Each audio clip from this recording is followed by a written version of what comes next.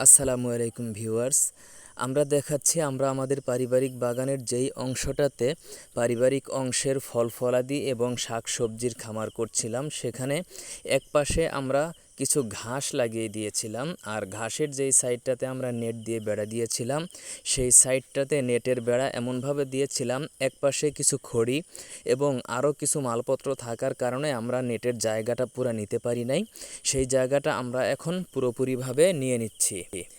তাতে করে আগে আমাদের যেই জায়গাটা অনেক ছোট ছিল, সেই জায়গাটা এখন প্রায় তার চাইতে ডাবল হয়ে যাবে এবং জায়গাটাকে আমরা পুরোপুরি সঠিকভাবে ব্যবহার করতে পারবো।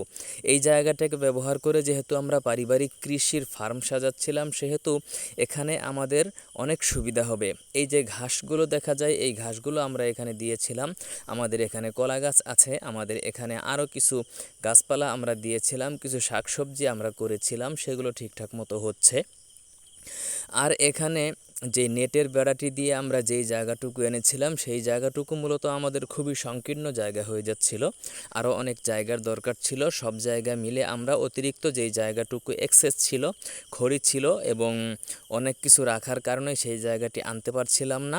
আমরা সেই জায়গাটিতে ওই খড়িগুলো এবং সব কিছু সরিয়ে দিয়ে নেটটা দিয়ে সম্পূর্ণ জায়গাটা কমপ্লিটভাবে নেটের বেড়া দিয়ে দিলাম, যাতে করে আমরা এই জায়গাটার পুরোপুরি সদ্ব্যবহার করতে পারি এবং জায়গাটা থেকে উপকৃত হতে পারি।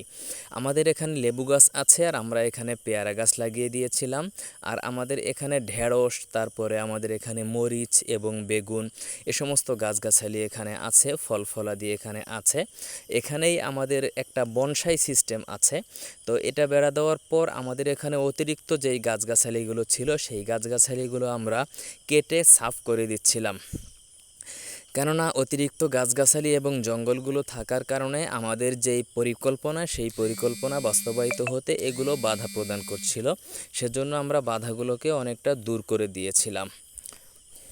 আর যেহেতু আমাদের শুরু থেকেই পরিকল্পনা করা ছিল যে আমাদের যতটুকু জায়গা এখানে ব্যবহার করার উপযোগী আছে, সেই জায়গাটা পরিপূর্ণভাবে ব্যবহার করা এবং এর দ্বারা উপকার নেওয়া, তাই আমরা এখানে আশপাশে যেই জায়গাগুলো ছিল, সেই জায়গাগুলো নেট দিয়ে সুন্দর করে ঘিরে দিয়েছিলাম এবং যেখান থেকে আমাদের বেড়া একদিকে শেষ হয়ে যাচ্ছিল, সেখানে আমরা নেটগুলো কেটে ওই পর্যন্ত কমপ্লিট করে দিয়ে অন্যদিকে আবার যাচ্ছিলাম। তাতে করে আমাদের বেড়াগুলো এমনভাবে দেওয়া হচ্ছিল, এখানে আমরা যদি ঘাসের বীজ লাগাই, আমরা যদি ডাঁটা বা অন্যান্য শাকসবজির বীজ লাগাই, তাহলে অনেক সময় মুরগি গিয়ে সেখানে মাটি নাড়াচাড়া করে ওই পোকা পায় খাওয়ার জন্য। সেই সময় এই বীজগুলো খেয়ে ফেলে। আবার ছোট ছোট ডাঁটা বা গাছগুলো হলে সেগুলোকে মুরগিতে খেয়ে ফেলে, এজন্য ওগুলো আর হয় না। তো যেহেতু এখানে মুরগিও ঠেকাইতে হবে, সেজন্য আমরা নেটটাকে এমনভাবেই দিচ্ছিলাম যা দ্বারা বোঝা যায় যে নিচে দিয়ে কোনো মুরগি প্রবেশ করতে না পারে এবং কোনো ছাগল সেখানে ঢুকতে না পারে।